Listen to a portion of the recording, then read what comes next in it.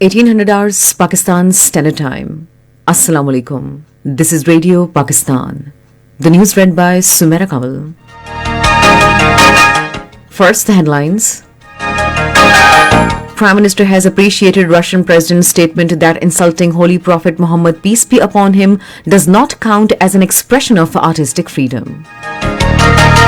Pakistan and Russia have agreed to enhance bilateral cooperation in diverse fields. President calls for developing and training human resource of the country in the field of emerging technologies. Foreign Minister says Pakistan is focused to pursue its economic priorities to deal with changing regional situation. In Indian illegally occupied Jammu and Kashmir, the All-Party Hurriyat Conference has expressed anguish over deployment of additional Indian troops to impose a forcible lockdown with an aim to destroy economic infrastructure of the territory. China has warned that global confrontation between major powers could have catastrophic consequences. And now the news in detail. Prime Minister Imran Khan has appreciated Russian President Vladimir Putin's statement that insulting Holy Prophet Muhammad, peace be upon him, does not count as an expression of artistic freedom but is a violation of religious freedom. In a telephonic conversation with the Russian president, the Prime Minister said he has been regularly highlighting the appalling rise in Islamophobia and associated hatred in his addresses to the UN General Assembly, pointing towards its serious ramifications. The Prime Minister underscored that Pakistan's bilateral relationship with Russia is on an upward trajectory with an increased focus on trade and economic ties and energy cooperation. He reiterated the government's resolve for early realization of Pakistan's Stream Gas Pipeline project. Both the leaders agreed to enhance bilateral cooperation in different areas, increase high-level exchanges, and remain in close contact on matters related to Afghanistan. Imran Khan underscored that a peaceful and stable Afghanistan is pivotal for regional stability. He said Afghanistan is facing dire humanitarian and economic challenges, and support of the international community to the people of Afghanistan at this critical juncture remained vitally important. Prime Minister Imran Khan says the government is focused to promote education and health sectors for overall national development. Addressing the inaugural ceremony of establishing Special Technology Zone in Haripur today, he said with increase in revenue collection, these two key sectors will also be further strengthened. The Prime Minister said qualified youth provide leadership besides contributing to overall progress of the country. The Prime Minister emphasized on imparting education to the youth in accordance to the market requirement. He said that the three-tier education system has been creating three classes in the society, which would have negative impacts. He said that the single national curriculum introduced by present government would lead to national cohesion. The Prime Minister said these special technology zones would create employment opportunities for the youth. He further said facilities being provided to the business community are leading to increasing exports. He said a 75% increase in IT exports is expected this year. President Dr. Arif Alvi has called for developing and training human resource of the country in the field of emerging technologies such as blockchain technology, artificial intelligence, cybersecurity, and being data to meet requirements of fourth industrial revolution. He expressed these views during a meeting with a delegation of blockchain experts in Islamabad today. The president underlined the need for creating awareness about the importance and utility of blockchain technology so that the public and private sectors could benefit from it. Dr. Arif Alvi noted that blockchain technology could become a powerful tool for tracking transactions, reducing corruption, and increasing transparency in public and private sectors. Foreign Minister Shah Mahmood Qureshi says Pakistan is focused to pursue its economic priorities under the leadership of Prime Minister Imran Khan. Addressing a meeting in Islamabad today, he stressed for evolving dynamic strategy to deal with changing regional situation. The Foreign Minister said Pakistan is committed to equip research institutions in line with the needs of prevailing circumstances.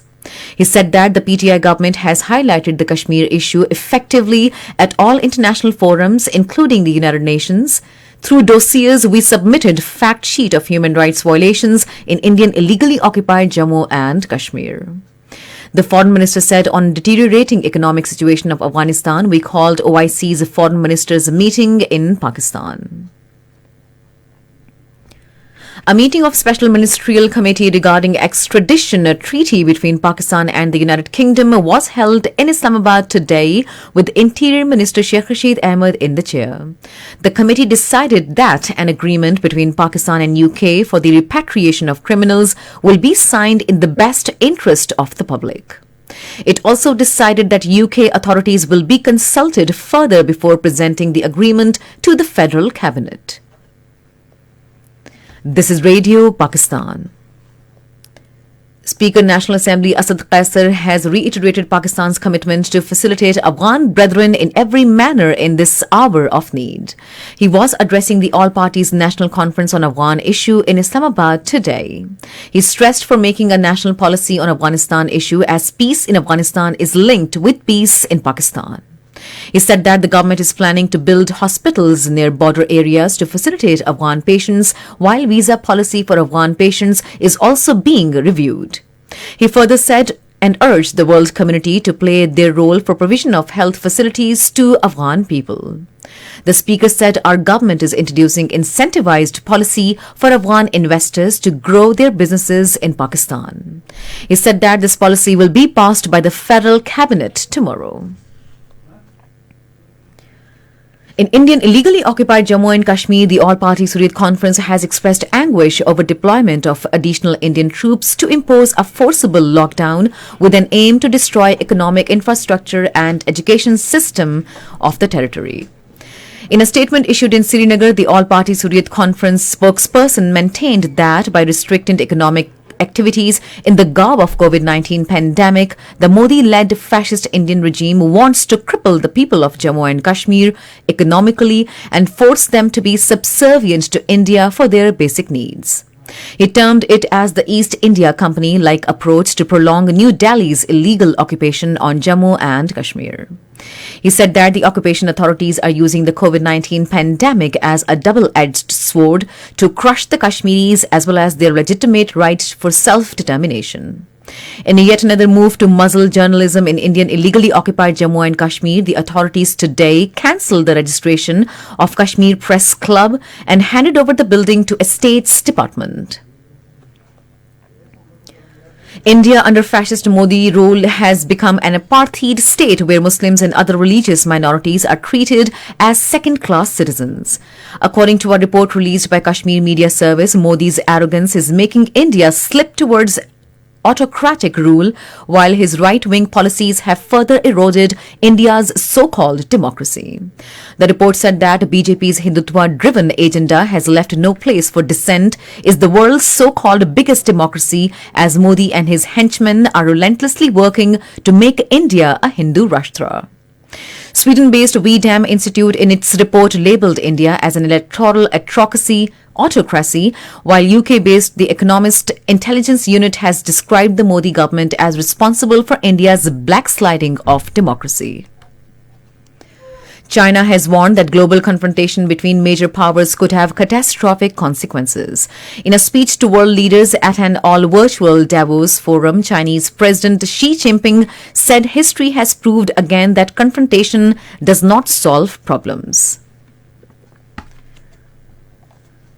In the ICC Under-19 World Cup at Basseterre against Zimbabwe, Pakistan were won for no loss in 1 over a short while ago. Earlier, Zimbabwe won the toss and elected to field first. And finally, the weather.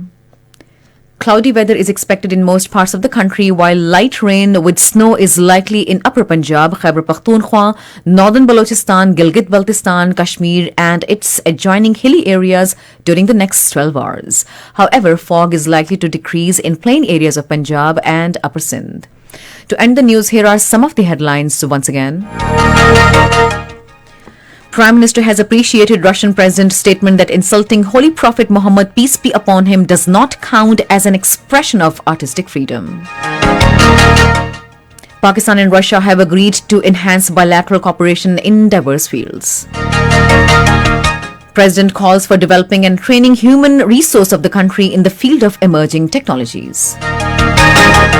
Foreign Minister says Pakistan is focused to pursue its economic priorities to deal with changing regional situation. And that is the end of the news. For more news and analyses, log on to our website radio.gov.pk and also watch live streaming of our bulletins on the link facebook.com/radio Pakistan News Official.